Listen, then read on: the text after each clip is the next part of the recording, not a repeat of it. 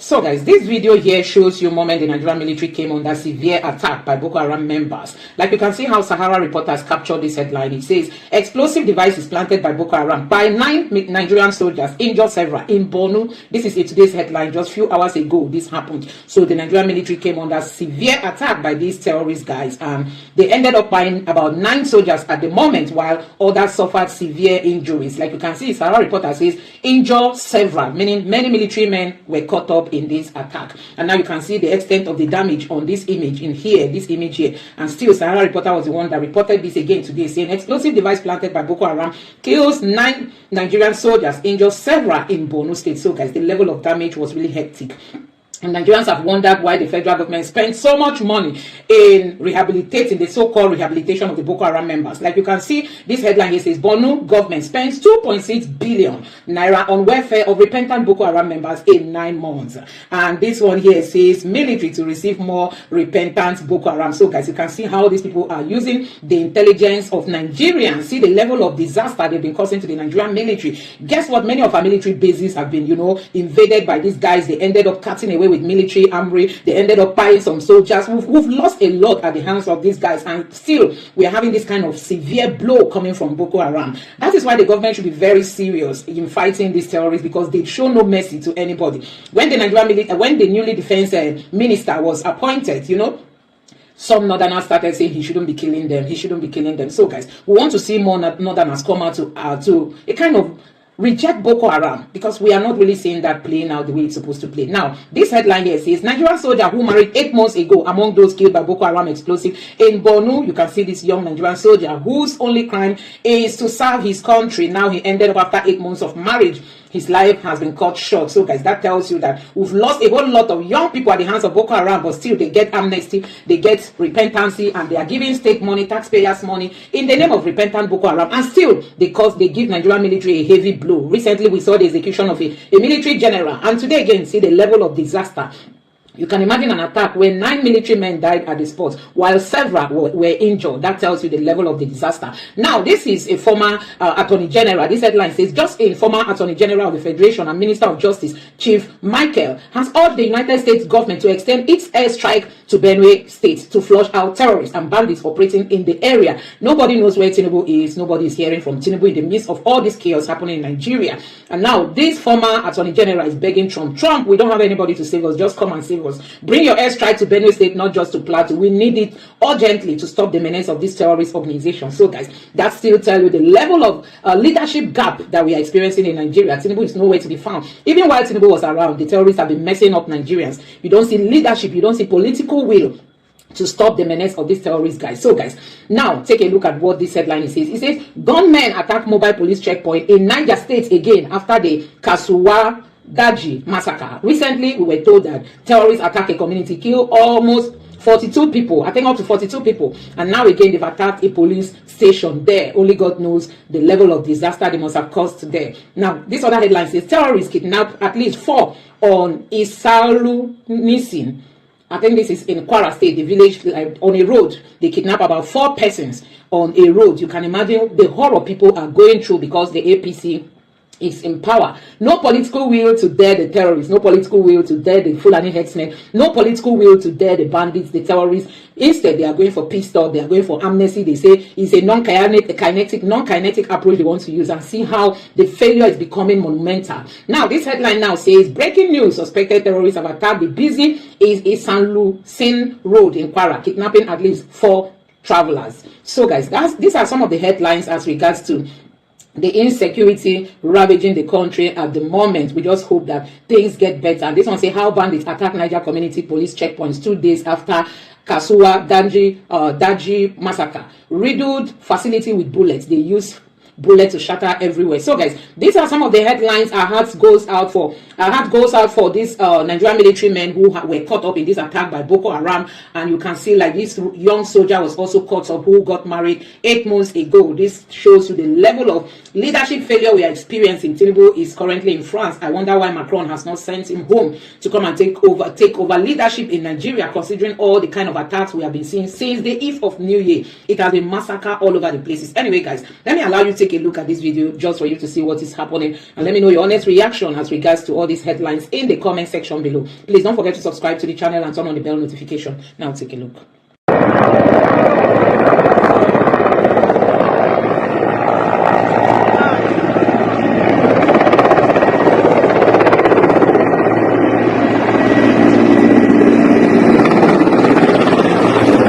Now begin what's trending properly in Niger State, with communities there feeling shock, feeling anger and fear at the news of another brutal mass killing of scores of people on Saturday after armed terrorists attacked the Kasuwan Daji market in the Borgu local government area.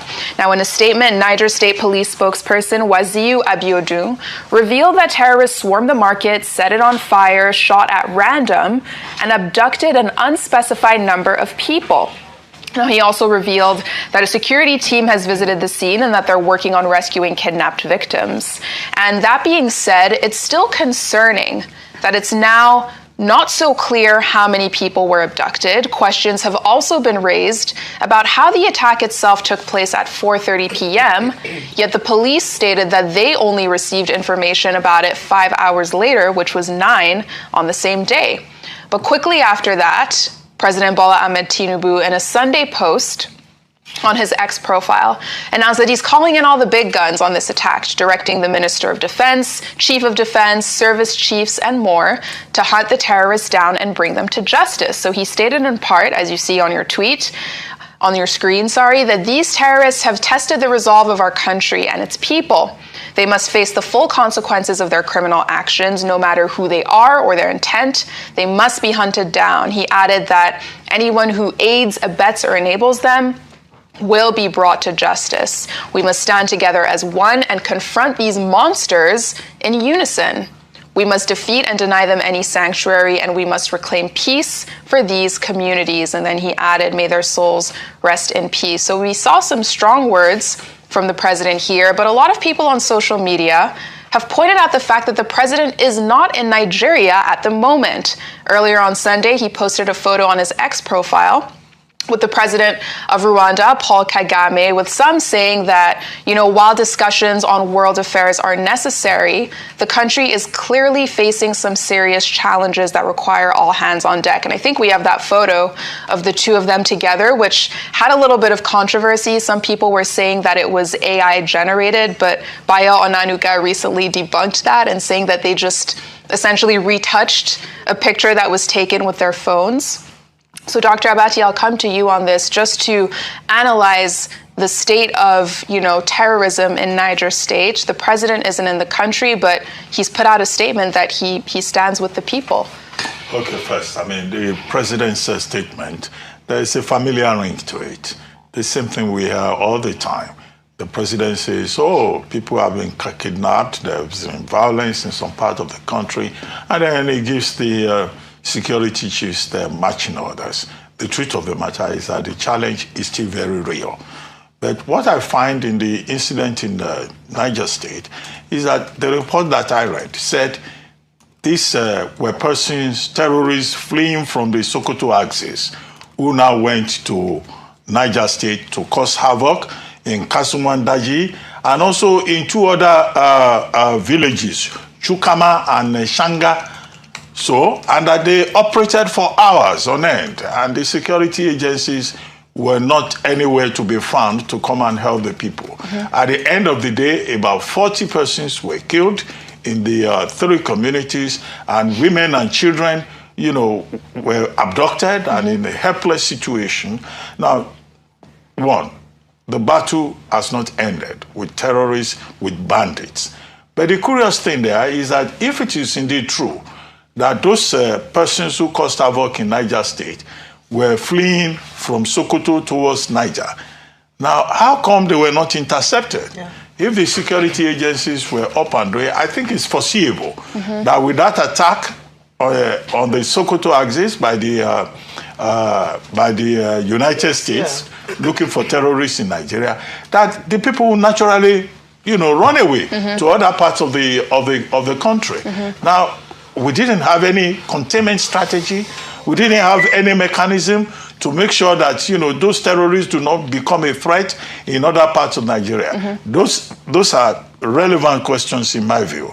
Now, the other thing to realize is that Niger State probably has large landmass, ungoverned spaces, and a lot of ungoverned spaces, would make itself, will be readily available for this kind of havoc. And it is interesting that at this very time is when the Niger State government has now said schools that were shut after the attack on the Papiri students, St. Mary's Catholic primary school and secondary school.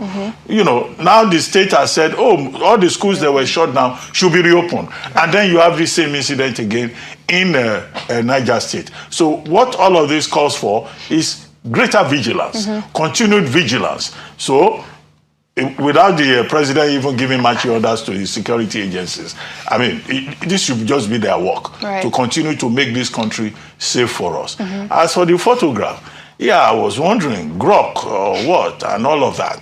But the thing to say about that is, okay, Mr. Ononuga says they needed to, the photographer needed to upgrade the picture because he used his phone and the quality of what he got was not good enough. So he went to grok. Now that AI answered all things with technology.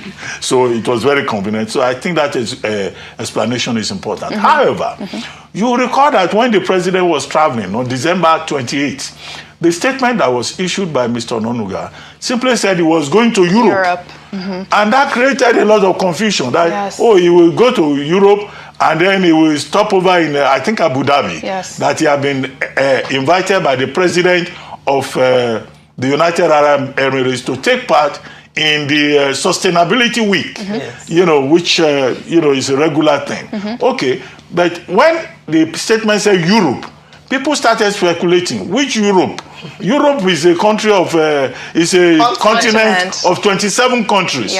So now I think they felt the pressure to say, he's in France. And he met with the president of Rwanda just to clarify that area. But I think initially, they should just have been transparent enough to say the president will go to France. But I think the pressure is because you, the commentariat of Nigeria, anytime you hear France, you start complaining that the president should relocate. Why is he always going to France and all of that? But, just saying it as it is would have saved us all this embarrassment of a photo opportunity to explain what should have been made clear before now. Dr. Abati, should we not be worried as well? And ask questions. If there's a proclivity for a particular country by the president, maybe does he love France? When you said that many Nigerians were asking questions around that, around the fact that when they said, the reason why they said Europe was that his frequency to France came on that question. So, and it's fair enough, because if you like France, maybe it might inspire us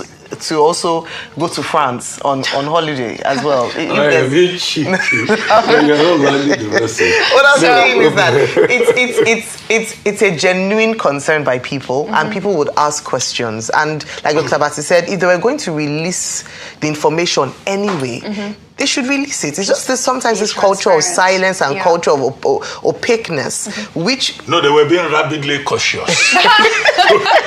Cautiously. to borrow vice praise this morning. And as we talk about world leaders meeting, in another development, people around the world have been reacting and wondering what's next for Venezuela. We've been talking about it all morning and all weekend after U.S. President Donald Trump not only launched a series of strikes on the Venezuelan capital, Caracas, on Saturday, but also actually directed the capturing and airlifting of Venezuelan President Nicolas Maduro, and we have the video, out of the country on Saturday. Now, Maduro is behind bars at a Brooklyn detention center in New York and was seen in a number of images over the weekend in handcuffs, even stopping to say Happy New Year in this next clip we'll play for you.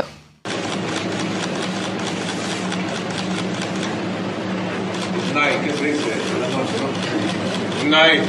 Happy New Year. Now, these are some of the images that have really captured the world's attention, including right here in Nigeria. So we have a new video circulating online on Sunday showing a protest reportedly taking place in Abuja by a group identified as Nigeria's Venezuela Solidarity Campaign. Let's watch. Take over my street. all oppressions, them go run away. When people take over. Viva Venezuela! Viva! From the Venezuela Solidarity Campaign in Nigeria, a campaign platform of socialists, trade unions, civil society, youth group, workers from the informal and informal sector. We bring solidarity to the people of the Venezuela working class and the Venezuela working people who are passing through aggression from the United States empire. I'll take some quick reactions from social media. This first tweet from Chris said, bold stance. But quick question, when did Nigeria become the new HQ for Venezuelan foreign policy? Not mad, just curious how solidarity travels farther than accountability these days, or is this just about vibes, not borders? Another person said, this protest is misplaced. Nigeria faces insecurity, hardship, unemployment, inflation, failing infrastructure. Our energy and activism should focus on fixing problems at home, not protesting foreign issues while Nigeria itself is in crisis. And one last tweet said, LOL, or laughing out loud, what affects or concerns Nigerians the most they won't protest, like the new tax laws, but what doesn't affect them or concern them, you'll see some of them protesting. And Rufai, I'll come to you on this story. I mean, you have all been discussing Venezuela. It's such a big story, but now Nigeria's part of the conversation too, apparently. But they have a right of protest, and I support their protest, funny enough. I support their protest. Because you have problems with tax laws and everything, does not mean that you are insulated from the international world, and what happens in Venezuela doesn't affect you. It affects you one way or the other. The international world order has been upended, and we're looking at it. And some people are being sentimental about it. So it affects you. This is the beginning of something we don't know where it will end. A president has taken a unilateral action against a nation. The same Trump criticizes Putin for invading Ukraine. What he's done, is it different from what Putin has done? So what we are having is an international world order of brigandage. And it has come to stay. And we live in a very scary world. And Europe is very weak. You can see à la France, Macron, sulking up to Trump. You can see Keir Starmer. When Laurent Kassenberg asked the question, he couldn't see anything. So we must be able to speak. And Ghana has led the way by saying we do not support this. Will Nigeria be able to say that? No, now, we are just having partnership with US and they just gave us an airstrike and all of that, which in turn, as some claim, that has caused the level of insecurity because the people moving up to Niger. But the question is, didn't our security forces do reconnaissance? Where's the information? How do you nip them in the bud? Do you use technology to even tap these people and plan their action? Didn't any intelligence see this coming? That they could kill 30 people? And it's not today, President Tinubu keeps saying, okay, the security forces will go after these people. We've heard a lot of that in the past, but nothing happens. It continues. Insecurity has a foothold. We commend them when they do well, when they're able to bust these people, but to a large extent, we see them go ahead and perpetrate their actions. Coming to the president, what do you expect? President Buhari was constantly in the UK. Somebody even boldly told us that his doctor had been there for so many years. President Tinubu has not declared what he's going to do in France, but if you check his flight records, I'm sure he's gone to France more than any country. So you see, Africa is not free. All of our leaders keep going back to their colonial masters. Why have we not built a country where the healthcare system can work? But in fact, let me shock you. Our healthcare system used to be so good that the Saudi royal family used to come and get healthcare here. What year was that? In the 70s. UCH in Ibadan was voted one of the best hospitals in the Commonwealth. But guess what? We have squandered our riches. So all of a sudden, we are now going on medical tourism abroad, where we used to have hospitals here that were highly competitive. There was a doctor here that came, I think from the Duchess that was talking to us that time. He said in his time, I think in the 60s or 70s, people used to leave Canada to come and have their children here. This same country had power supply before some places in Ireland. But that same country, there was a beacon of hope as a ruler. And when we talk about the fact that we want Nigeria to be great, the emergency levels of Nigeria say we are demarcating the country. Just like we are seeing brouhaha. Should they even use phone to take a picture between two presidents in the first place? Was I hearing a No, it's technology. I mean, the world has evolved. No, but wasn't it a yes, maybe So it was it was an informal. An informal. So yes, what's the quality? Nice. What's the quality? Control. Control of an official presidential. I mean, if you know the quality was not good enough and you're going to use AI to alter it, you will have just given a disclaimer that it was spruced up with AI to save all this controversy. You think we're not going to know? And I mean, is the presidential photographer not supposed to have a salary to his work or accompany them to his work? They do follow them. I think maybe. And if they were meeting, even if they didn't follow them, couldn't you have gotten an official photographer somewhere down the road in Paris? Then Grok was used to take the was used to spruce up the picture, and we're not giving nota bene in advance. And now we are now reactive. And when people talk, the emergency lovers of Nigeria will say we are demarketing the country. We don't see anything good in the country. In fact, the problem is we love the country too much, and we don't understand how deplorable the country has become over the years because we see potential. People like me think Nigeria can actually be a superpower. You can call me delusional, but that's what I think. That if we get leadership right in the next couple of years, Nigeria can actually be a superpower.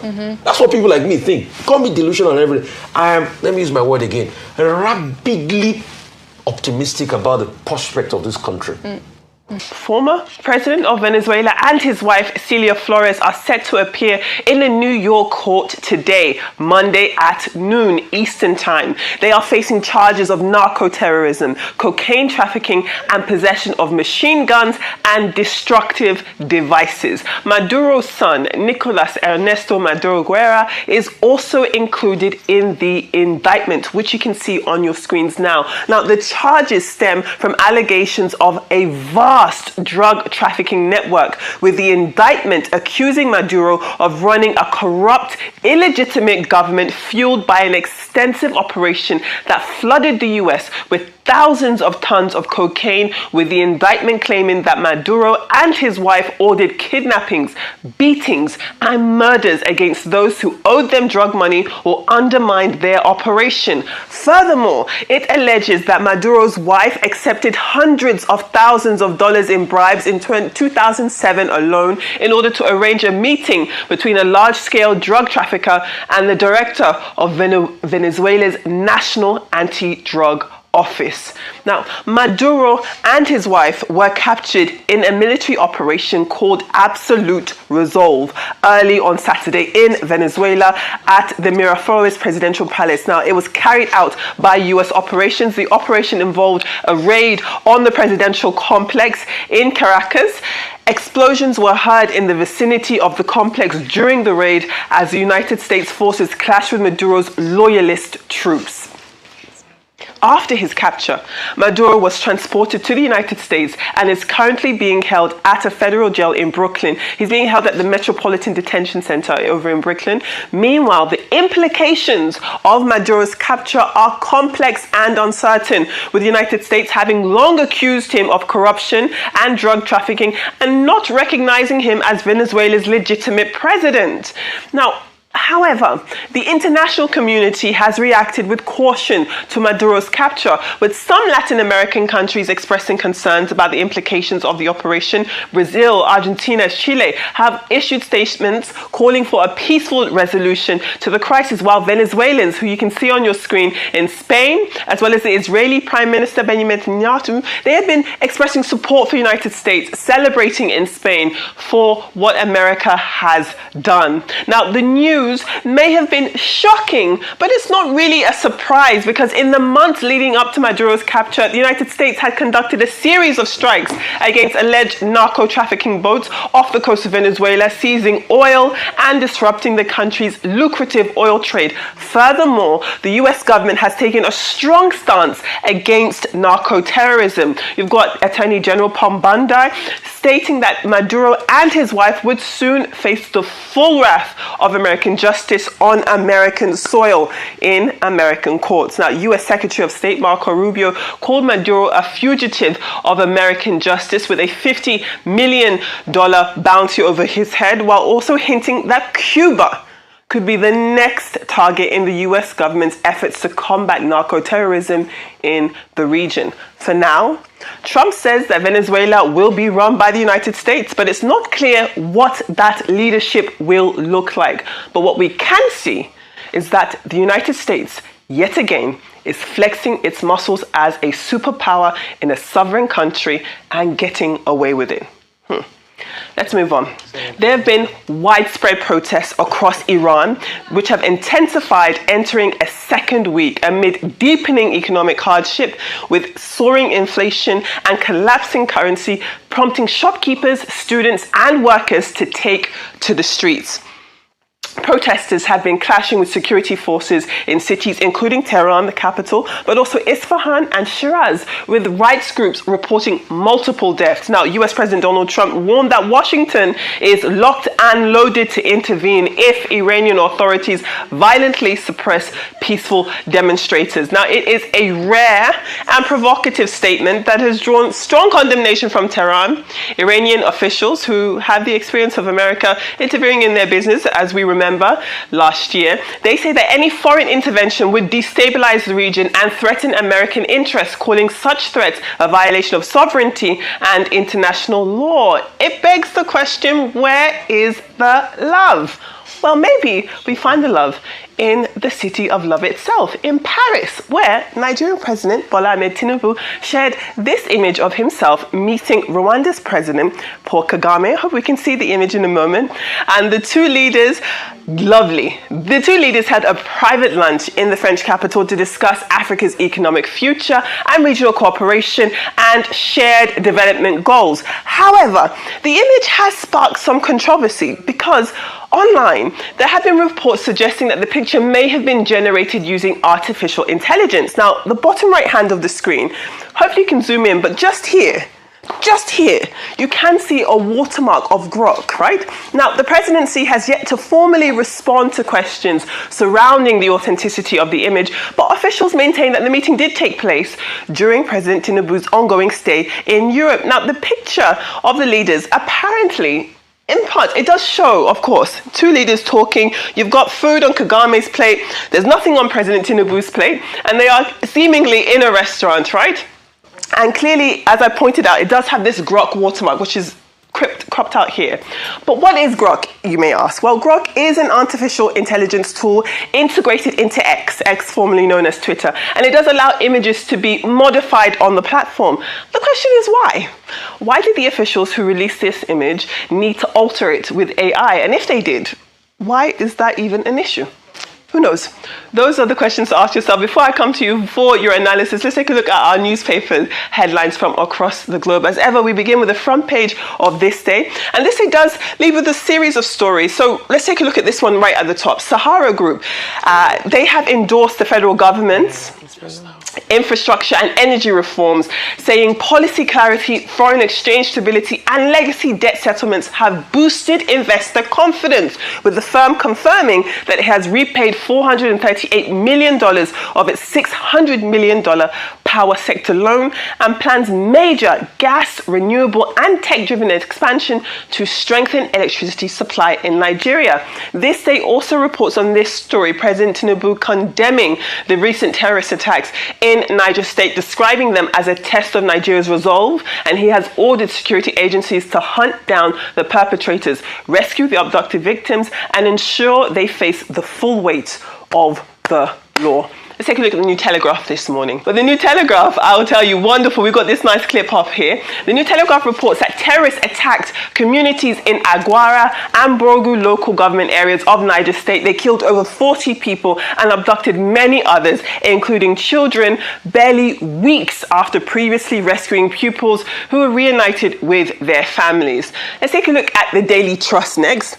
The Daily Trust does report that the National Assembly has disowned controversial gazetted versions of the 4 tax laws, releasing certified true copies to affirm the original versions passed by lawmakers and assented to by President Bola Ahmed Tinubu. Now, the National Assembly said that the altered gazettes contained unauthorized changes and urged the public to rely only on the certified acts as investigations continue into how these discrepancies occurred in the first place. Well, Now, the Daily Independent, let's take a look at the Daily Independent. It does report that aviation experts or operators, they've warned that Nigeria's new tax laws, which are set to take effect in 2026, could raise airfares sharply, strain airlines already battling high costs, and potentially undermine safety if not carefully implemented. The Daily Independent also reports that despite a strong rebound in foreign capital inflows and rising reserves in 2025, experts are actually warning that Nigeria's real challenge is converting short-term so-called hot money into sustainable long-term economic growth and investor confidence. Something to think about. Let's take a look at The Guardian. Now, The Guardian reports that Nigeria's 2026 budget faces a potential $10 billion shortfall as the Venezuela crisis and possible returns of its oil to global markets threaten crude prices. Analysts warn that oil could fall to $50 per barrel, undermining the federal government's 58.18 trillion naira spending plan, weakening FX inflows and putting fresh pressure on the naira amid existing revenue shortfalls and rising debt obligations. Very quickly, let's take a look at our UK papers. We've got the Daily Mail, which focuses on what it says is an internal row within the Labour Party about the US attack on Venezuela. The newspaper says that UK Prime Minister Sir Keir Starmer is under pressure from left-wing hardliners to criticise America's capture of President Nicolas Maduro. The Prime Minister has not yet condemned the military action, but in a statement he released, did reiterate his support for international law. The Metro says that there were bizarre scenes as the ousted Venezuelan President Nicolas Maduro arrived in America after being seized by US forces. We have seen videos of Maduro surrounded by Drug Enforcement Administration agents during that perp walk, and also pictures of him seated next to officials with his thumbs up. Finally, on the Daily Star this morning, we do have Anthony Joshua being pictured on the front of the Daily Star after a car crash, unfortunately, here in Nigeria, which injured him and killed two of his close friends. Now, the boxer has shared a photograph on social media showing him with his mother and the family members of his friends, Sheena Gami and Abdulateef Ayodele, with the caption, "My brother's keepers." Now, both men were buried in London over the weekend following Janaza prayers at London Central Mosque. Rest in peace to those lovely gentlemen. Well, those are your newspaper headlines and, of course, your world brief. I'd love to hear your thoughts. Okay, so I'll tie Maduro with Iran, with the protests in Iran. So pretty much what America has been trying to do since what happened to the Shah, which, you know, America, it goes back to the Second World War and the association, parts of the West and the Pahlavi dynasty. So what happened is the fact that, just like they did to Maduro, they've been trying to gain foothold back in Iran after the Ayatollahs took over. And it's been very difficult for them. And they've tried everything possible. In fact, they feel very dejected the way it was they happened then. If you remember the contract crisis, you know, the crisis around that period really affected the political career of Jimmy Carter a lot. So since then, they've been trying everything. They've tried with sanctions. They've tried to cripple Iran. So with the protests and the repression, obviously, you're having a lot more younger people, the Gen Zers in Iran, and they're challenging the status quo in Iran. America has seen it as a sweet spot. The other day, I think the eldest son of Reza Pahlavi had been trying to look at things and say, okay, maybe I can incite my people to go after the government, and hopefully if the government and the Ayatollahs fall, then we can get in there. And that's why America is definitely threatening. You know, it's just like the hegemony America tries to push everywhere. But you see, in all of this that America is doing, the hypocrisy of countries like the UK is shocking. The hypocrisy of countries like the UK and likes of Keir Starmer. Never has anybody ever thought that there will be a day that the British Prime Minister will not be able to openly criticize something that is wrong in the world. And that's why when Laura Kusenberg did ask the question, you said clearly that Putin's invasion of Ukraine is wrong. Why can't you not condemn the same thing Trump has done? He started talking about we're not having all the figures yet and all of that. You see, only time will tell. Just like the tax bill in Nigeria too. Time will reveal all, you know. So let's keep joking. Let's keep. How many gazettes do we have now in circulation? A few gazettes, right? So which one do we follow? Let's keep entertaining ourselves. The official line. The correct one. Which is the correct one? Is it the National Assembly one or the? Okay. Thank you. We'll know in the coming few days. Oh, yeah. Adefemi, welcome back. Thank Good you. to see you. Very quickly, I started speaking on Maduro, Trump and Maduro, just during the newspaper at the top of the hour. But one of the things I just want to talk about is the hypocrisy of the West, especially when it comes to sovereignty, democracy, and of course, you remember George Orwell's Animal Farm book. There are more animals are more equal than the other animals.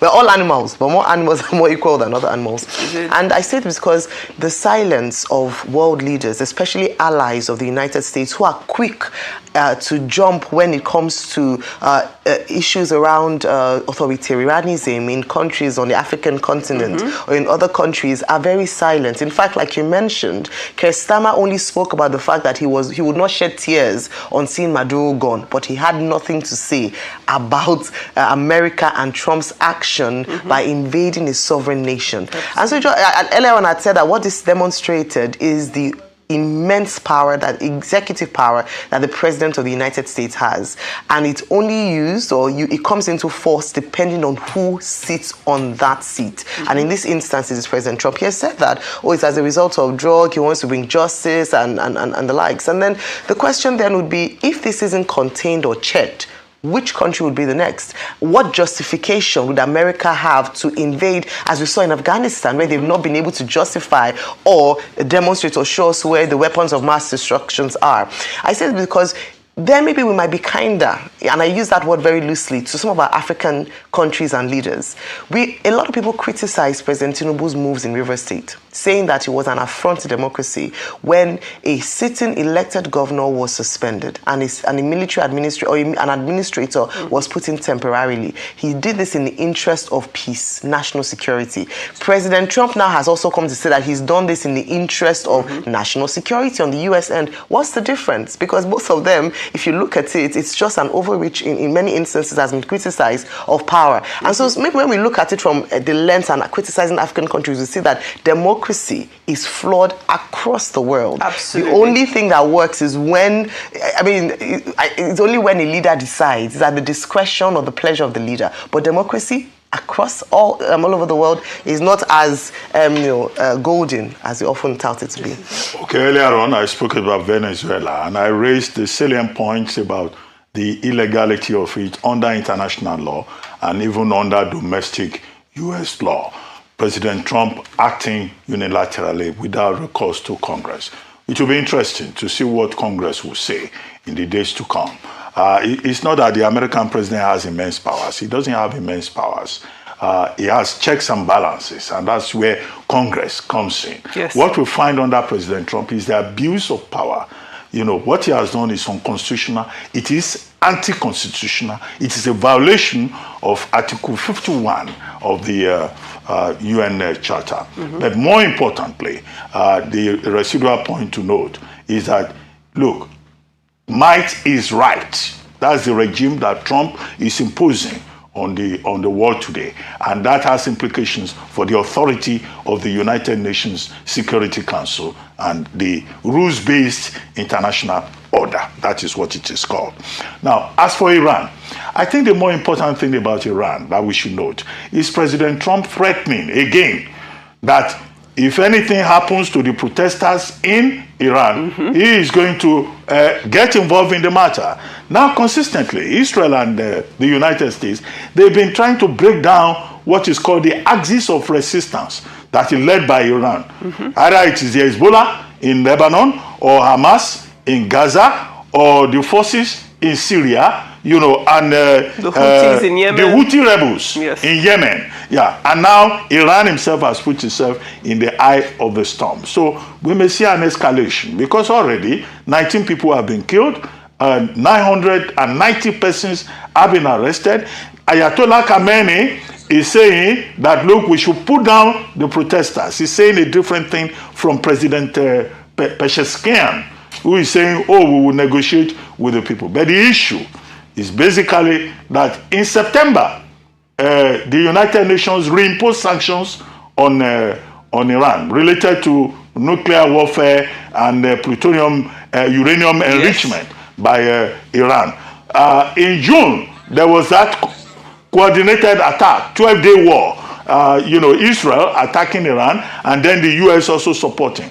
And all of that has put Iran on the wrong hand. Inflation is very high. The dollar, the real, which is the currency, is now 1.4 million to $1, and the people are suffering. So the people are rebelling, and they are calling for change. Yes. And America is saying these are courageous people. If anything happens to them, we will come to their rescue.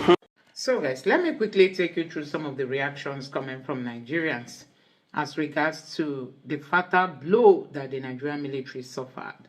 Many people have accused the Nigerian military to be so complicit with these terrorists. They keep killing their members, the Nigerian military. So there is a video here that says, Nigerians, before joining soldier, watch this. 8 soldiers were killed and 5 injured yesterday, 4th of January 2026, when their convoy hit an IED planted by Israel somewhere in Borno State. So guys, it's like these people were actually moving with their their patrol team, and then they didn't know that Boko Haram has planted something there. The thing exploded, and just killed many of them there and injured some. Really so sad to see this heartbreaking video of what Nigerian soldiers are really going through, honestly. Now, this person here reacted and said, Gumi, see your boys at work, Arewa Sauce and Bashar Ahmad were in your conscience. Where is your conscience? Renu lovers of Nigeria, where on a president don't talk about them. Nobody is talking about what's happening in Nigeria. When Nigerian army claims to kill terrorists, we don't see videos or pictures. But when terrorists kill the army, there are videos and pictures. Okay, this person said our soldiers are out there risking everything to protect us from these monsters, and 9 more lives lost to IEDs. Devastating. God bless their family. Curse upon everyone who sympathizes with terrorists and downplays their evil. Don't the army have dictators to be able to spot such explosive? I think this makes sense. This makes sense. This makes a lot of sense. Hey, it means that the defense minister really needs to be cautioned. They are just sacrificing these guys' lives, without any proper caution. This person may God continues to bless and protect Nigerian soldiers. Their sacrifice to our country is second to none. When people are losing their lives like that, that's the consequences of propaganda by Nigerian military. When you are in position to lay traps for enemies, instead you are busy lying to the public. And this one now says, so long as Nigerian government keeps planting ex-Boko Haram members into the military, nothing will ever work out, and military officers will be dying like chicken. Now, person we no love him life will go join this useless military. And this person say, could you imagine that APC government, the minister in APC government, sponsoring terrorism against his own people? What level of wickedness and irresponsibility of leadership failure? This is very unfortunate incident. Our thoughts with the families of the fallen heroes. Breaking news: Nigeria killed numerous bandits of Boko Haram.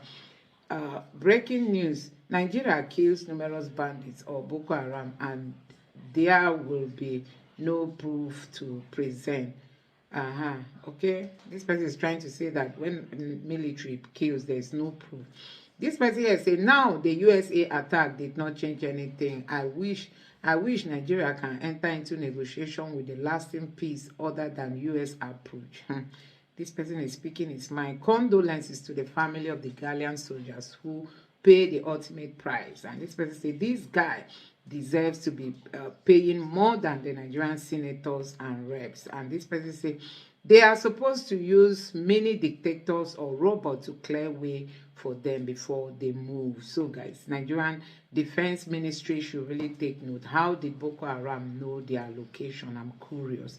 That's another thing. And this person here said, I'm in solidarity with the gallant troop.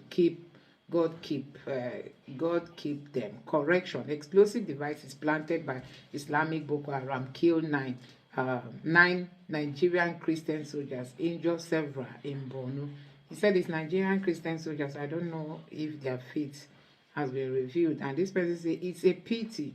Our thoughts and prayers are with the affected families. Nigeria should eliminate Gumi. Boko Haram are not our brothers. So guys, these are Nigerians reacting to this headline. But I'm really so touched that some people are saying that the Nigerian military is not even taking the lives of its soldiers very, very seriously, considering the careless, carefree attitude. Now see the headlines,